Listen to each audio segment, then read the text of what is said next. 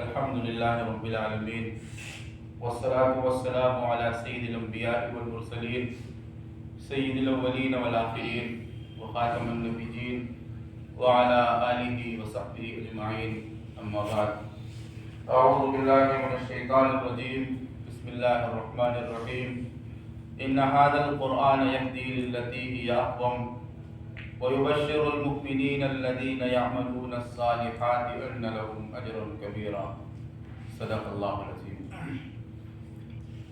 محترم بزرگوں اور عزیز طالب علموں، آپ کو معلوم ہے کہ آج کے پروگرام آپ کا آخری پروگرام ہے۔ شروع سال سے جو نشستیں ہوتی چلی آئی ہیں اس کی آج یہ آخری کڑی ہے، اور آئندہ سال انشاءاللہ اگر زندگی رہی تو پھر وہ نشستیں اسی طرح منعقد ہوں گی۔ میرے بزرگوں، ہم یہاں پر اس لیے جمع ہوئے ہیں کہ ہمیں نسبت حاصل ہے قرآن میں۔ آپ حضرات کا یہاں جمع ہونا اور طالب علموں کا یہاں آنا صرف ایک نسبت کی وجہ سے کہ ان کو قرآن سے نسبت ہے، جس کی بنیاد پر یہ اپنا گھر چھوڑ کے چلے آئے، صرف قرآن سمجھنے کے لیے، احادیث سمجھنے کے لیے، رسول اللہ صلی اللہ علیہ وسلم کا فرمان سمجھنے کے لیے۔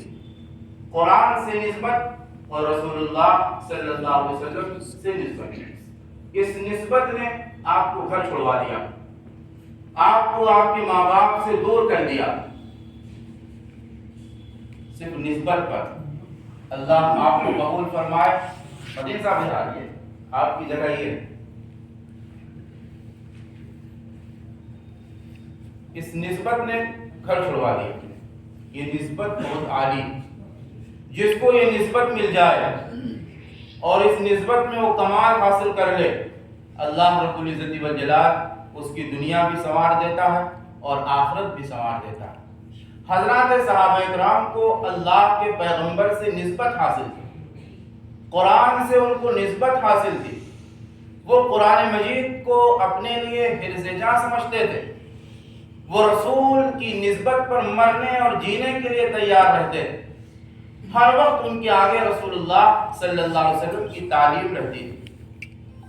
وہ یہ کہا کرتے تھے کہ ہمارے لیے رسول اللہ صلی اللہ علیہ وسلم کی تعلیمات آگے ہے، ہمارے لیے رسول کا طریقہ پہلے ہے، بعد میں ہماری خواہشات ہیں، بعد میں ہماری تمنائیں ہیں۔ دنیا سے رخصت ہو رہا ہے، آخری وقت ہے۔ پوچھا کسی نے کہ آپ کو کیا چاہت ہے؟ فرمایا میری چاہت یہ نہیں ہے کہ مجھے اپنی بیویوں سے ملایا جائے، میری چاہت یہ نہیں ہے کہ مجھے اپنے بچوں سے ملایا جائے، میری چاہت یہ ہے کہ مجھے رسول اللہ صلی اللہ علیہ وسلم کی زیارت کرا دی جائے، میں اپنے پیغمبر کو دیکھ لوں۔ چنانچہ ایک واقعہ، حضرت زیاد بن سکن صحابی رسول اور جوان العمر صحابی، جنگ میں حالت ایسی ہو گئی کہ ہاتھ کٹ گئے، پیر کٹ گئے، آنکھوں کی روشنی بھی چلی گئی۔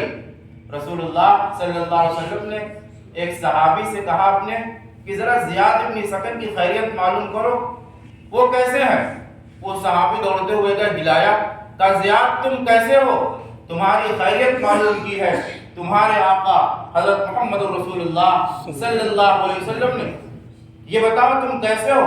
زیاد بن سکن چل نہیں سکتے ہیں، آنکھوں سے دیکھ نہیں سکتے ہیں، پیر زخمی ہے، ہاتھ ٹوٹ گئے، پورا جسم زخمی ہے، آنکھوں سے دیکھ نہیں رہا۔ وہ فرماتے ہیں کہ میرے بھائی مجھ پر ایک احسان کر دے، مجھے گھسیٹ کر رسول اللہ صلی اللہ علیہ وسلم کے قدموں میں ڈال دے۔ وہ کسی طرح ان کو اٹھا کے لائے اور رسول اللہ صلی اللہ علیہ وسلم کے قدموں کے پاس جب چھوڑا تو مورخین لکھتے ہیں کہ آنکھوں سے دیکھتا تو ہے نہیں، جسم تو پورا زخمی ہے، ہاتھ ٹوٹے ہوئے ہیں، انہی ٹوٹے ہوئے ہاتھوں سے رسول اللہ صلی اللہ علیہ وسلم کے قدم مبارک تلاش کر رہے ہیں کہ میرے ہاتھ کیسے پڑ جائیں میرے آقا کے قدموں پر۔ چنانچہ اللہ نے طاقت عطا فرما دی، انہوں نے رسول کا قدم پکڑ لیا اور اسی قدم پر اپنا سر رکھ دیا، زبان سے کچھ نہیں کہا، دم توڑ دیا۔ یہ نسبت رسول اللہ صلی اللہ علیہ وسلم سے صحابہ کو حاصل تھی، آج ہم صحابہ کی نقل کرنے کے لیے مدرسے میں آئے، ہمیں بھی رسول اللہ صلی اللہ علیہ وسلم سے ویسے ہی نسبت حاصل ہو جائے جیسے صحابہ کرام کو حاصل تھی۔ ان لوگوں نے تو سب کچھ رسول کے اشارے پر قربان کر دیا، گھر کا اثاثہ لا کے رسول کے قدموں پہ ڈال دیا۔ جان سے بڑی کس چیز کی قیمت ہوگی؟ جان سے زیادہ پیاری آدمی کو کیا چیز ہوگی؟ اپنی جانوں کو قربان کر دیا رسول اللہ صلی اللہ علیہ وسلم کے اشارے پر۔ ایک عورت آئی، اس نے آپ سے کہا کہ آپ جنگ پہ جا رہے ہیں؟ جی ہاں جنگ پہ جا رہے ہیں، میرا ایک چھوٹا بچہ ہے، دودھ پیتا ہے، اس کو لے کے جائیے۔ اللہ کے پیغمبر نے کہا اس بچے کا جنگ میں کیا کام؟ یہ تو وبال جان بن جائے گا، اس کا میں کیا کروں گا؟ فرمایا میرے آقا مجھے معلوم ہے کہ یہ بچہ تیر نہیں چلا سکتا، تیر روک نہیں سکتا، دشمنوں سے مقابلہ نہیں کر سکتا، لیکن مجھے معلوم ہے کہ جب میدان جنگ میں آپ کے اوپر تیر برسائے جائیں گے، جب آپ کے اوپر برچیاں برسائی جائیں گی، تو آپ میرے اس بچے کو آگے کر دیجئے گا، آپ محفوظ رہیے گا، میرا یہ بچہ کٹ جائے، پھٹ جائے، مر جائے، میں یہ چاہتی ہوں۔ صحابی تو صحابیات کا یہ عالم تھا، صحابیات کا یہ عالم تھا، اس لیے کہ ان کو رسول اللہ صلی اللہ علیہ وسلم سے نسبت حاصل تھی، ان کو قرآن سے نسبت حاصل تھی۔ صحابہ کرام میں نہ معلوم کتنے صحابی ایسے ہیں جو روزانہ قرآن مجید پڑھتے تھے، ایک قرآن روز پڑھتے تھے۔ حضرت عثمان غنی ایک قرآن روز پڑھتے تھے، اور رمضان میں 2 قرآن پڑھتے تھے، ایک دن میں ایک رات میں، اور شہادت بھی جب ہو رہی ہے تو قرآن پڑھتے پڑھتے ہو رہی ہے، شہید کیا جا رہا ہے تو قرآن پڑھ رہے ہیں، اور وہ صفحہ قرآن مجید کا جس پر حضرت سیدنا عثمان غنی کا خون ٹپکا ہے، آج بھی وہ رسول اللہ صلی اللہ علیہ وسلم کے شہر میں محفوظ ہے، آج بھی وہ صفحہ رکھا ہوا ہے۔ کتنا مبارک ہوگا وہ خون جو قرآن کے صفحے پر گرے اور اس کو محفوظ کر لیا جائے۔ قرآن کی نسبت بہت بڑی چیز ہے، قرآن سے اگر ہم کو نسبت حاصل ہو گئی تو اللہ ہمارے ہر کام بنا دے گا۔ حافظ قرآن کا مقام اللہ نے کتنا بلند کیا، کتنا اونچا اس کا مقام بتایا۔ حضور اکرم صلی اللہ علیہ وسلم نے حدیث میں ارشاد فرمایا کہ جب اللہ کے ہاں حافظ قرآن پہنچے گا تو اللہ پوچھے گا تم حافظ ہو؟ جی ہم حافظ ہیں۔ تو اللہ کہے گا کہ تمہارے لیے ہمارے یہاں تو بہت اونچا مقام ہے، اقرأ وارتقی ورتل کما کنت ترتل فی الدنیا، تم پڑھتے جاؤ، چڑھتے جاؤ، جس طرح دنیا میں پڑھتے تھے اسی طرح یہاں پڑھتے جاؤ، اور جنت کے بالا خانوں پہ چڑھتے جاؤ، جہاں پر تمہاری آخری قرات ہوگی، جہاں پر تم پڑھنا ختم کرو گے وہی تمہاری منزل ہوگی۔ اور پھر اس کے ماں باپ کو بھی نہ معلوم کتنا قیمتی تاج پہنایا جائے گا، وہ اس کو پہنے گا اور عرض کرے گا اے مالک میرا کوئی اتنا نیک کام تو تھا نہیں، میں نے دنیا میں کوئی اتنا بڑا عمل تو کیا نہیں کہ تو نے مجھے اتنا بڑا تاج پہنایا جس کے ایک نگینے کی روشنی آفتاب کی روشنی سے کہیں زیادہ ہے۔ تو اللہ کہے گا تم نے دنیا میں بہت بڑا کام کیا، تم نے اپنے بچے کو حافظ قرآن بنایا ہے، تمہارے بچے کی وجہ سے تمہارا یہ اعزاز یہاں آخرت میں کیا جا رہا ہے، تمہیں تاج پہنایا جا رہا ہے۔ تو قرآن مجید اتنی انمول چیز ہے اور اتنا محتم اللہ کا معجزہ ہے، اسی لیے کہا گیا کہ قرآن مجید جیسی دنیا میں نہ کوئی کتاب آئی ہے اور نہ قیامت تک کوئی کتاب آئے گی۔ اس سے نسبت حاصل کرو، اپنے آپ کو قرآن سے جوڑو، اپنے آپ کو قرآن کی تعلیمات سے جوڑو، اللہ تم سے راضی ہوگا اور اللہ تمہیں پسند کرے گا۔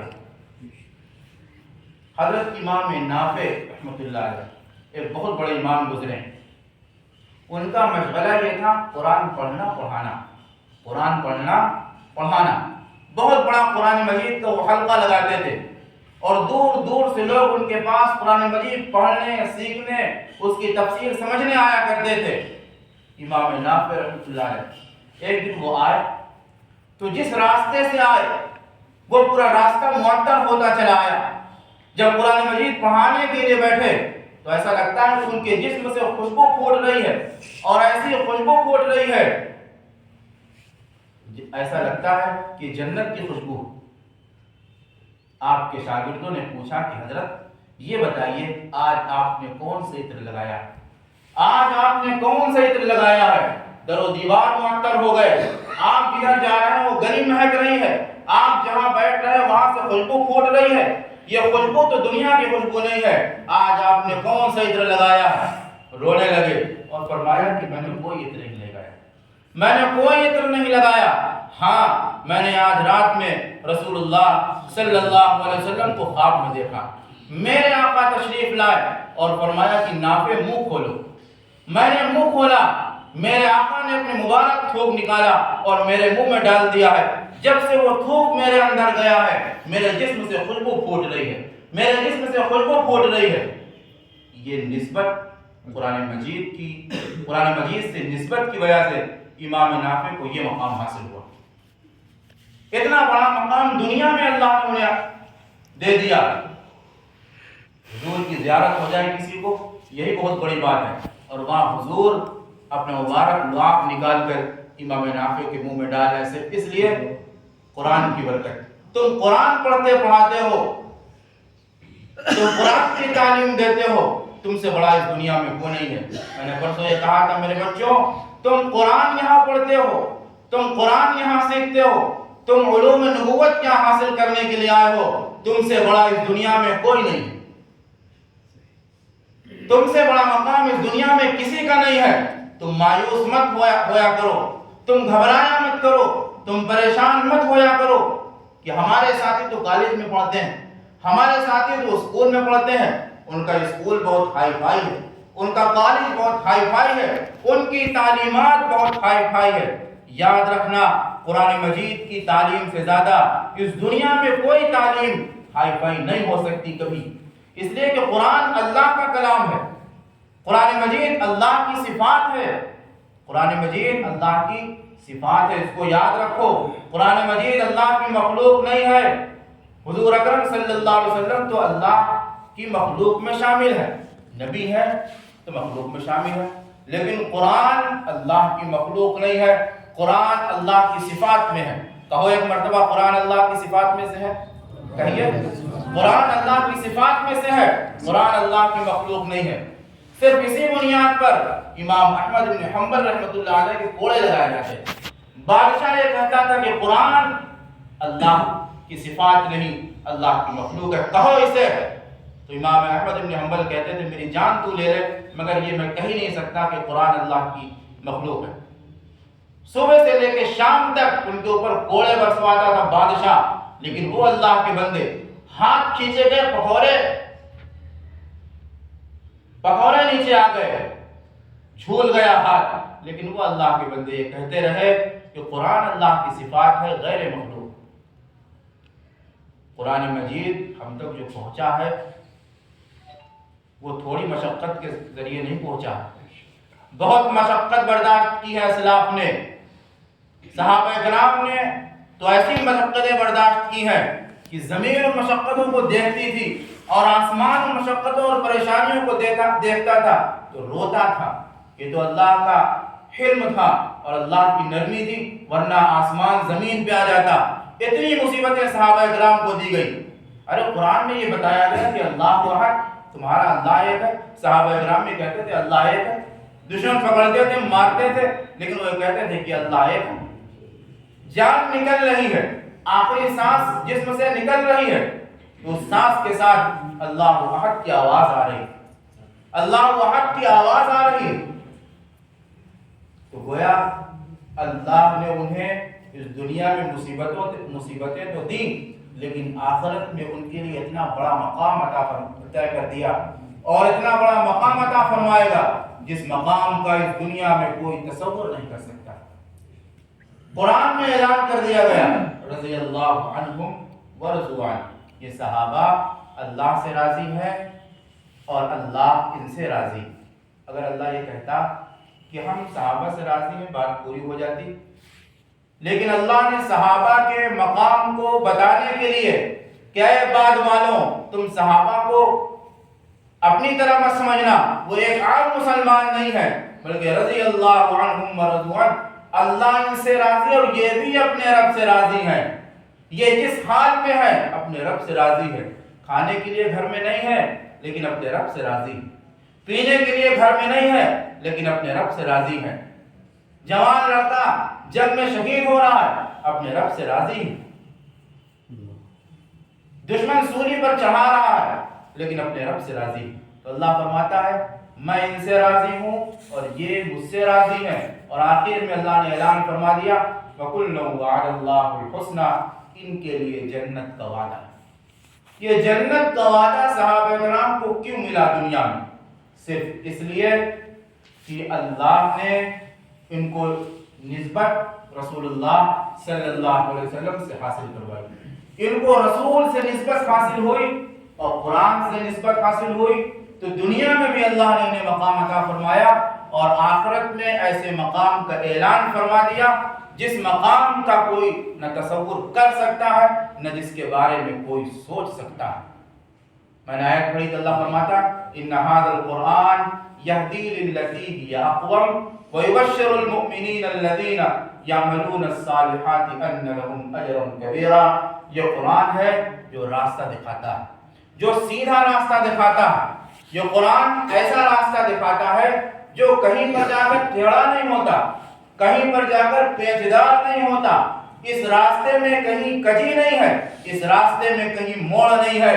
یہ قرآن کا راستہ ہے جو تمہیں ہدایت کا راستہ، جس کو ہم ہدایت کا راستہ کہتے ہیں، وہ راستہ جنت میں لے جا کر گرانے والا راستہ۔ اس راستے پر چلو گے تو جنت کے سوا اور کہیں نہیں جاؤ گے۔ قرآن کے راستے کو لازم پکڑیے، قرآن کی باتوں پر عمل کیجئے اور اپنی زندگی میں رسول اللہ صلی اللہ علیہ وسلم کی تعلیمات کو اجاگر کیجئے۔ تمہارا اٹھنا رسول کے تعلیم کے مطابق ہو، تمہارا سونا رسول کے سنت کے مطابق ہو، تمہارا کھانا رسول کے سنت کے مطابق ہو، تب دنیا میں کامیاب ہوگے۔ اسی لیے تم مدرسے میں آئے ہو کہ تمہیں علوم نبوت حاصل کرنا ہوگا، تمہیں علوم نبوت میں کمال حاصل کرنا ہوگا، اور جہاں جاؤ گے دنیا کو یہ بتاؤ گے اور سمجھاؤ گے کہ نبی کی تعلیمات کیا ہے، نبی کی سنت کیا ہے، اور نبی کا طریقہ کیا ہے، اور صحابہ کرام کی تعلیمات کیا ہے، اور صحابہ کا طریقہ کیا ہے، اور اسلاف کا طریقہ کیا ہے۔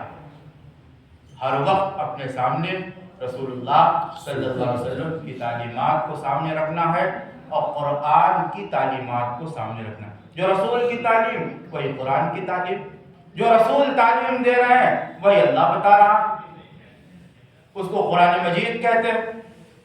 جو قرآن کی تعلیم وہی رسول اللہ صلی اللہ علیہ وسلم کی تعلیمات ہے۔ صرف اس لیے تم مدرسے میں آئے ہو کہ یہاں علوم نبوت حاصل کریں گے۔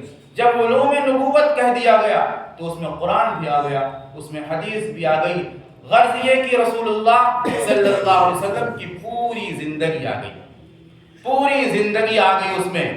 اس کو اپنے سامنے رکھیے، اس میں محنت کریے، جہاں جائیے اعلان اپنی تعلیمات کا اعلان کریے اور بتائیے کہ نبی کی تعلیمات یہ ہے، قرآن کی تعلیمات یہ ہے اور صحابہ کرام کی تعلیمات یہ ہے۔ اللہ تعالیٰ ارشاد فرماتا ہے وَيُبَشِّرُ الْمُؤْمِنِينَ الَّذِينَ يَعْمَلُونَ الصَّالِحَاتِ أَنَّ لَهُمْ أَجْرًا كَبِيرًا۔ یہ قرآن سیدھا راستہ دکھاتا ہے، ہدایت کا راستہ دکھاتا ہے جو سیدھا راستہ ہے، اور ان لوگوں کو بشارت دیتا ہے، ان لوگوں کو خوشخبری دیتا ہے جو نیک اعمال کرتے ہیں۔ خوشخبری یہ دیتا ہے کہ اللہ نے ان کے لیے اپنے یہاں بہت اجر طے کر رکھا ہے، بہت زیادہ ثواب طے کر رکھا ہے۔